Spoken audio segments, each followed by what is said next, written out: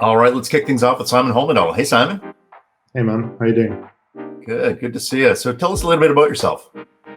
Yeah, so I'm a partner and director at Panoply in London. We're a design studio working primarily with animation and design.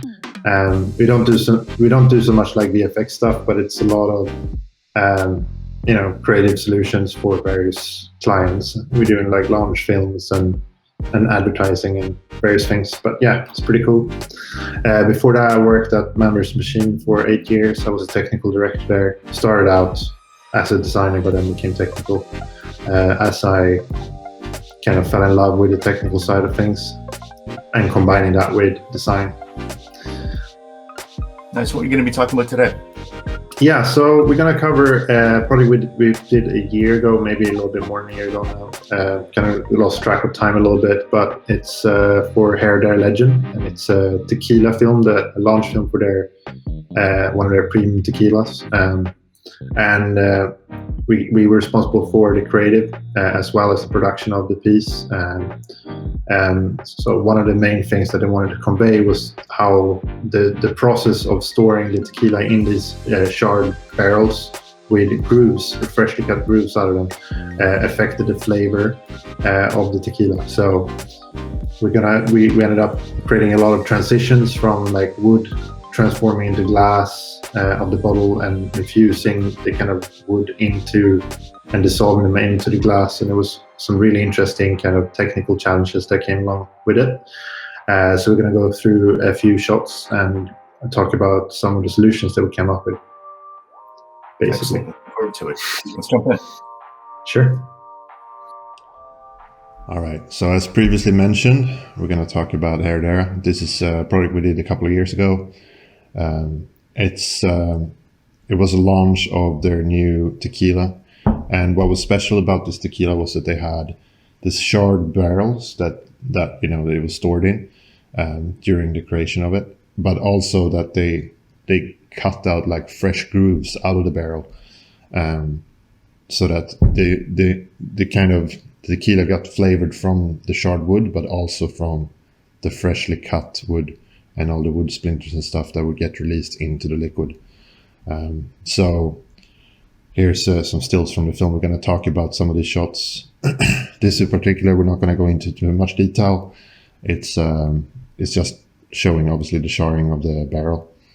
We used a COP system to kind of transfer the heat over to a texture map, so you can sort of see that on the left there a little bit, that the wood is kind of darkening where the flames are.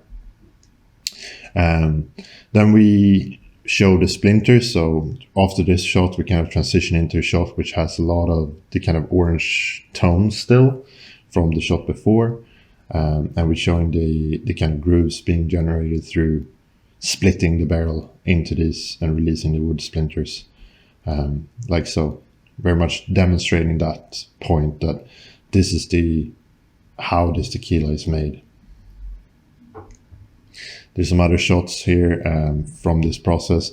And the creative we came up with was basically that we transition into the barrel. And as we do, we obviously start the fire and showing the charring of the barrel. We split it into the splinters and the grooves. And then these grooves themselves start to move down towards the bottom of the barrel. And as they do, they transform into glass through a liquid effect. So we kind of create this dynamic transition from this wood splinters and all the kind of grooves, very much encapsulating all the flavors that this creates. The wood splinters are also going to be infused within the liquid in a shot that you'll see in a minute.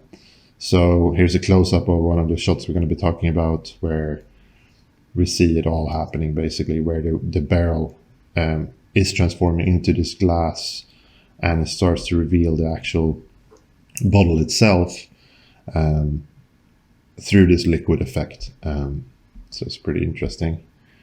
We have the kind of infusion of the wood splinters into the barrel or to the bottle as well. So this is an example of that. And then we have the horseshoe, another one of the more iconic shots that we're also going to be talking about.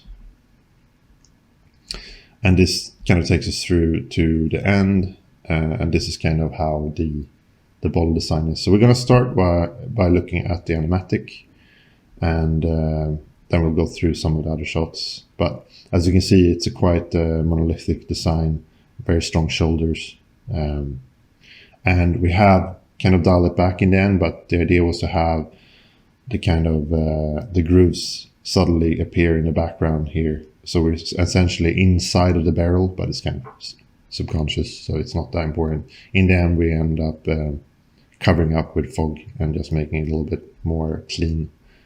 But anyway, here's the animatic that we came up with, demonstrating this narrative.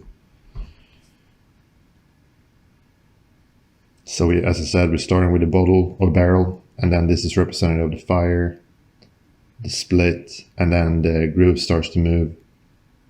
We start to transform it into glass. We infuse the wood splinters. We start to reveal more of the design of the barrel, and we resolve essentially. So it's quite a simple narrative, but it ticks the boxes it needed to do. So this is kind of the first section. So we from the actual film.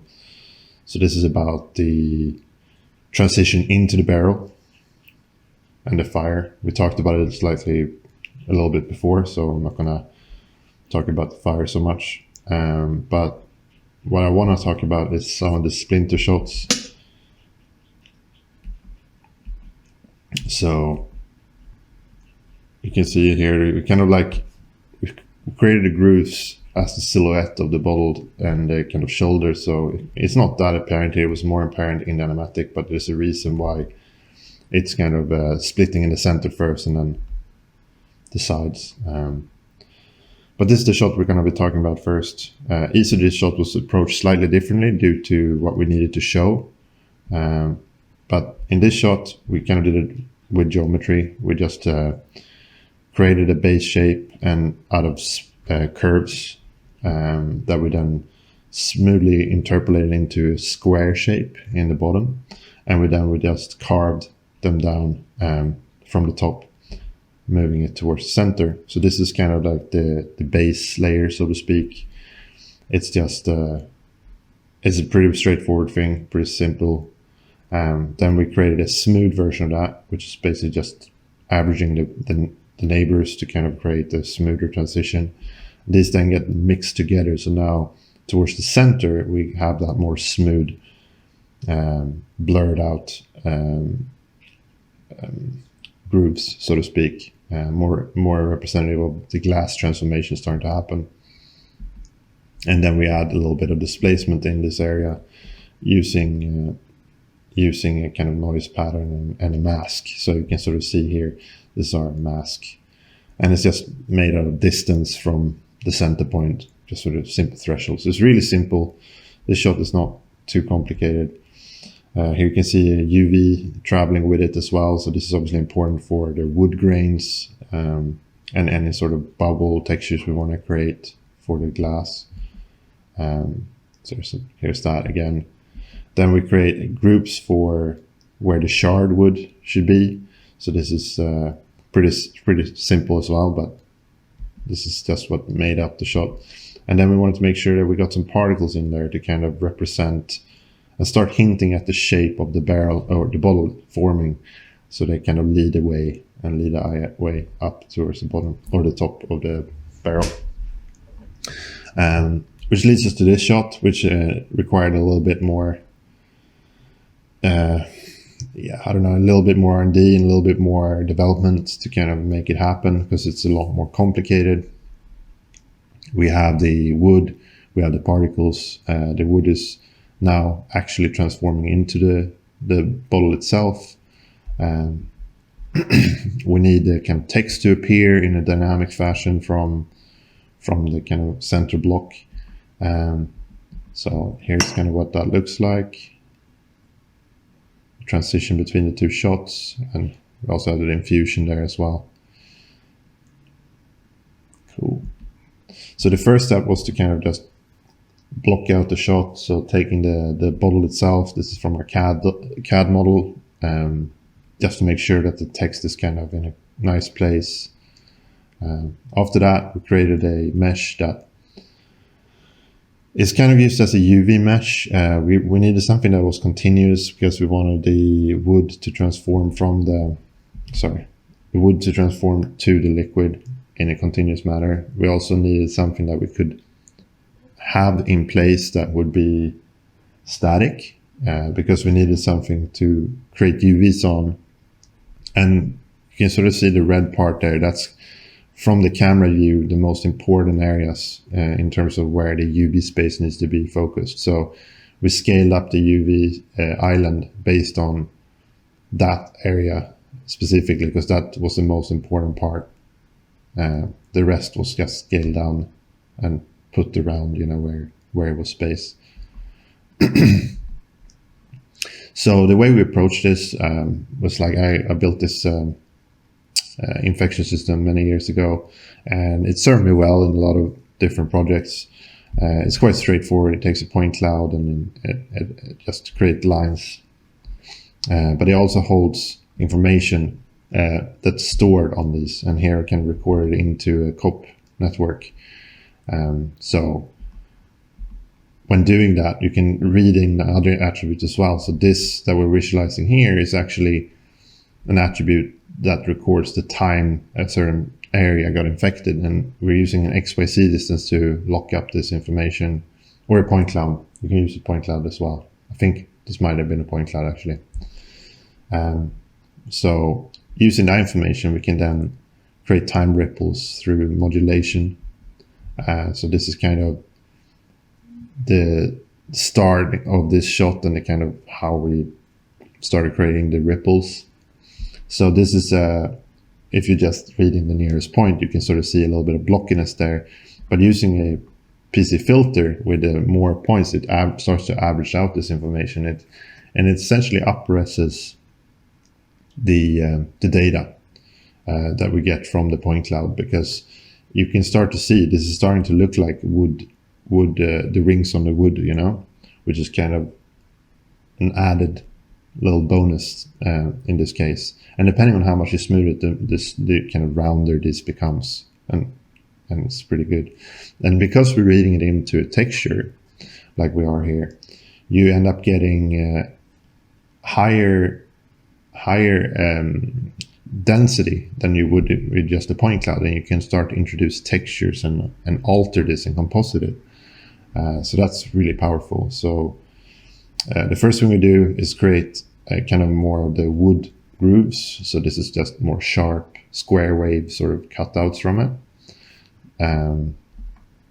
And then we obviously make the smooth one as well, so that which we saw before, and then we can mix the two.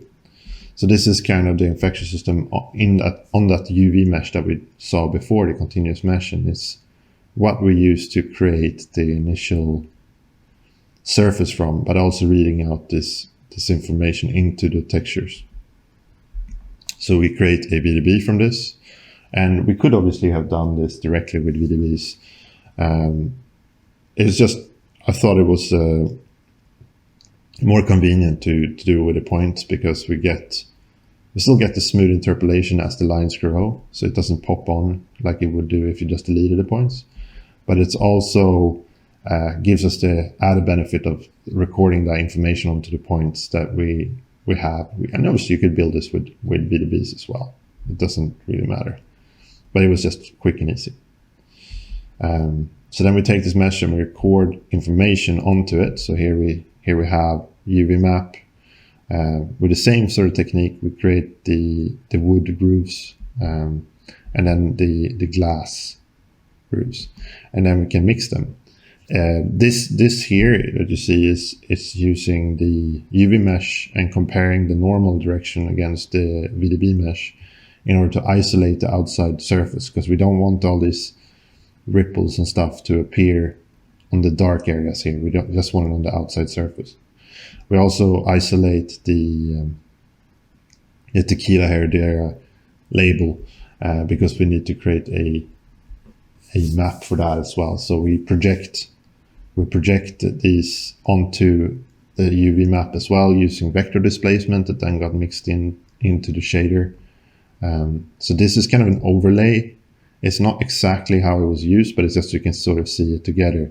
And you can also see here how the text is actually, if I pause this, the text is actually affecting the ripples. And this is another point of why we wanted to do this as in COPs, because when you have attributes and you don't have that amount of density, you can smooth it out and get smooth curves, as you can see. But then because it's in the texture, we can alter the cost of that region with textures. So reading in that label and then blurring it a little bit and then adding cost in those areas allows us to kind of bend the ripples around the actual text, creating a really dynamic transition. So then we also animated the amount of vector displacement of the label itself over time.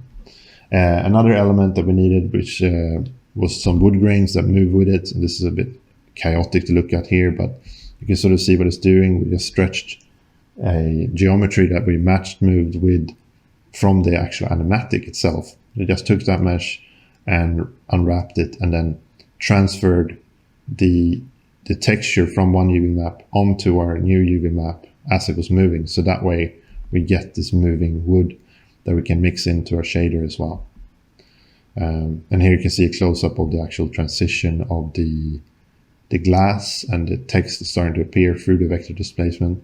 That text is not there in the geometry itself. It's all happening with the displacement.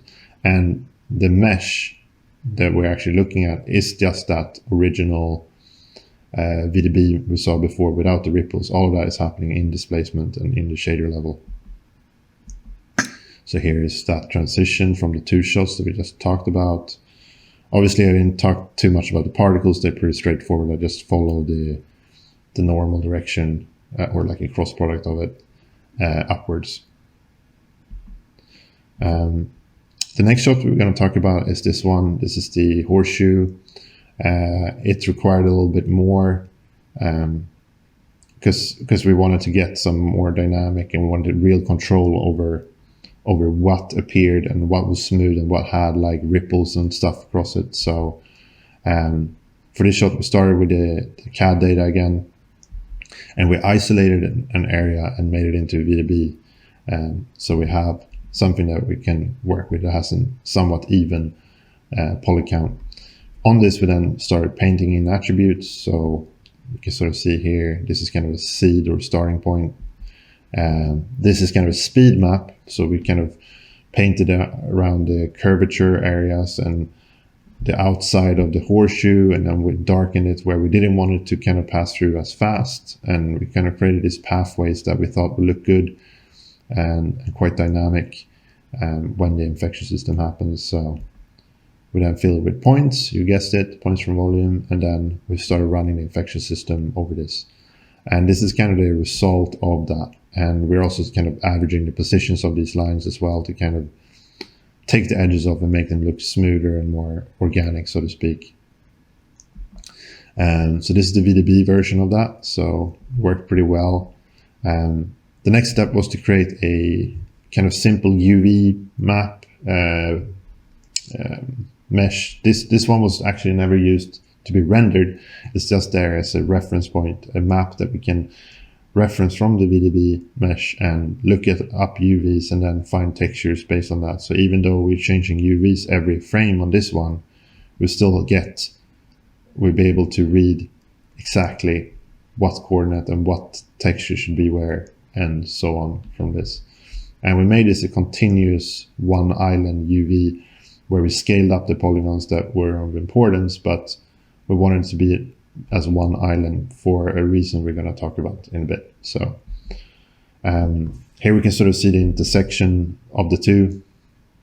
So using this, we can then look up the UV map, read out information from the VDB mesh that is, again, made from the infection system. So we can read all that information in. So this is kind of an intersection using distance, XYZ distance in the COP network and recording it to texture. We're also reading the time infected, creating our time ripples like we did previously. And again, because it's in COPs, we can kind of alter it. So this is just an example. We didn't do this exactly in the film, but you can alter it. This is noise padding, altering the cost. So using this, we also fed it into a 2D gas solver to create kind of more liquid effects. We wanted it to be a little bit more chaotic in this shot, but still taming it into these very structured paths that the liquid should take. So these are a couple of examples that reading information from 3D into a texture map and then running solves on it, informed by it, and then feeding it back into the texture, which was a really neat kind of approach that we took in this job. That we've been doing that a lot. We've been working a lot with COPs and trying to record stuff to textures. It's also because we're rendering a lot of stuff on GPUs, and we want to minimize the amount of geometry that we actually put into the scenes. This is another map visualized, just painted onto the original VDB mesh and then transferred over to the growing mesh. And this visualizes where we want areas to be smoother versus more rippled. So the black areas are basically smoother. We wanted the horseshoe to show in a more smooth fashion, and then some areas around it could be more chaotic. And here's one of those sims, the 2D sims that we kind of mapped onto the UVs, just to show the kind of map you get. This is a little bit blurry because I think we output it at too low resolution for this demo, but you kind of get it. So here you can see that area now, the transition from the glass to the horseshoe, and some of the other shots that were made in a very similar fashion. We have one more shot we're going to talk about quickly. I know we're running out of time, but this is the one. So this is the horseshoe. You can see the ripples and the kind of pulses on the letters that are happening. We also transition the type through the glass itself. Once again, reinforcing this idea of the flavor being infused from the transition. The little bubbles and stuff you see on the left are they're not geometry or anything. They're just through the erase switch in Redshift that allows us to have a texture appearing only through a refractive medium. So they basically are not there. They just is a bump map that shows up only through refraction, and it works out really well. The text on the left is vector displacement as well. So this follows the same path. We just infect in the horseshoe, and we create the textures, again altering the cost using the text. That was a texture-based approach to create ripples that wrap around it and also go up the letters. This becomes a bump map blend in the shader. And then we do a 2D gas solve on the actual type itself as it transitions. So that's kind of how that shot was made. So I'm just going to play the video in full, and then that's pretty much it for me today. What makes a legend? Handcrafted barrels, charred, with deep grooves that expose the liquid to more oak as it ages, embedding velvety smooth finishes, creating a taste unrivaled, and a tequila unforgettable.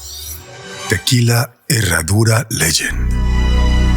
A legend is born. Thank you guys for watching. I hope you enjoyed the presentation. If you want to get in touch with us, this is our website. We're a design studio in London. I should have mentioned this in the beginning. Maybe I did, maybe I didn't. Either way, check out our website, check out some of the other work we've done, including our Curiosity series. And if you want to work with us, if you're a designer or 3D artist, send us a message. We'd like to hear from you. Have a great day, guys.